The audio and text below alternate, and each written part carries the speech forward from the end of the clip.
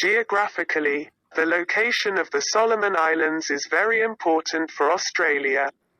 Asian countries have the largest trade with major ports on Australia's east coast. In order to carry out this trade, merchant ships had to pass through the islands of the sea off the east coast of Papua New Guinea for about 2,000 kilometers to the east. Most shipping between the islands of New Guinea and New Britain, and between New Ireland and Bougainville Island. The islands of the Solomon Islands are adjacent to these two trade routes. Japan tried to take control of the islands during World War II. The United States stood in the way of this effort. Guadalcanal Island in the Solomon Islands became famous during this conflict. Both sides did not agree to relinquish control of the Solomon Islands, despite heavy casualties. This is because the security of Australia depended on the control of these islands. That fact has not changed, almost 60 years later.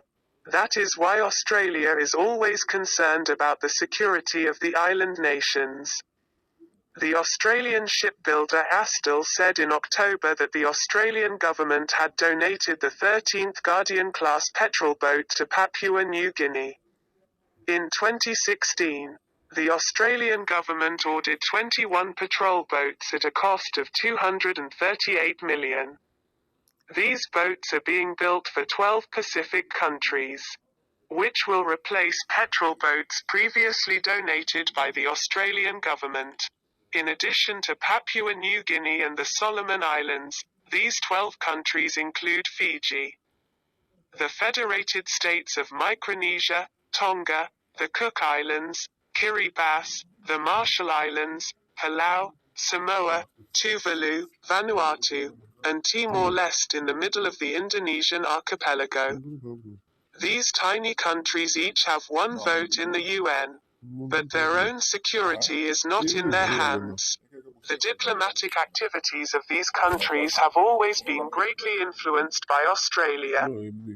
These countries are a great example of the establishment of diplomatic relations with Taiwan. In recent years, however, China's aggressive economic role has shaken Australia's control over the island nation. Chinese economic influence in Papua New Guinea and the Solomon Islands, which control Australia's maritime trade, has shaken Australia. At the same time, while the Chinese are competing with Taiwan for the lead in the diplomatic conflict, these Asian rivals of relatively large capital are exerting great influence over the tiny Pacific countries. Politicians are eager to get millions of dollars in aid from China and Taiwan, which simultaneously provoke the conflict of regional nationalism between Guadalcanal and Malrita. Assistance to strengthen Australia's democratic structure has faded in the face of this costly infrastructure investment. From 2003 to 2016, Australian troops were deployed in the Solomon Islands to capitalize on the country's conflict with regional nationalism. The renewed conflict has once again given the opportunity to deploy Australian troops there. Although the United States is competing with China for the great power in the Pacific, Australia and New Zealand, which are part of the global Britain thinking, want to maintain a dominant position in the region. The houses burned down in the Solomon Islands in the violence are just an excuse for global Britain to hold sway. Posted by Ahmed Sharif at 8:21. Email this blog this. Share to Twitter, share to Facebook, share to Pinterest.